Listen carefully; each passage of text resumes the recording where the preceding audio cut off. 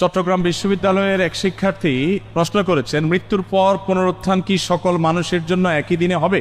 যদি একই দিনে হয় তাহলে যারা 1000 বছর আগে খারাপ আমল নিয়ে মৃত্যুবরণ করেছেন তারা কবরে যে শাস্তি পাবে, আর যারা একই অপরাধ করে আজকে মৃত্যুবরণ করেছেন তাদের শাস্তি কেমন হবে?